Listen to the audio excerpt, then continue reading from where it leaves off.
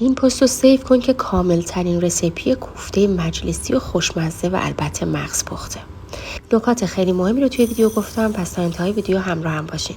نسبت برنج به لپه 2:1 است و تا میزانی باید بپزه که وسطش هنوز یک کمی سفت باشه. سبزیش مرزه و ترخونه و ما به هیچ عنوان داخل کوفتمون از پیاز رنده شده خام استفاده نمی کنیم.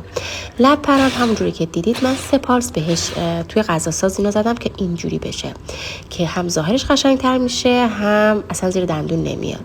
گوش 300 گرم زدم، یه قاشق رب برای رنگش و ادویه و یه دونه تخم مرغ. و نکته مهمتر اینه که خیلی باید خوب ورز بدین بچه‌ها، خیلی زیاد که قشنگ مواد به هم دیگه حالت منسجم و چسبنده بشه. کف دستتون پهنش بکنید و داخلش هر مواد میانی که دوست داشتین بذارین و حسابی اینجوری بغلتونید کف دستتون که هیچ روزنه خالی نباشه. چرا؟ به خاطر اینکه آب که بره داخلش توی قابلمه وا میره. 1 ساعت هم باید توی یخچال کوفته ها رو که قلقلی کردین بذارین بمونه. حالا تو اون 1 ساعت شما سسش رو درست میکنین، رب و قشنگ رنگش رو در میارین و چند تا هم آلو میریزید و به جوش که اومد میچینین داخل قابلمه و به هیچ عنوان درش رو نمیذارید.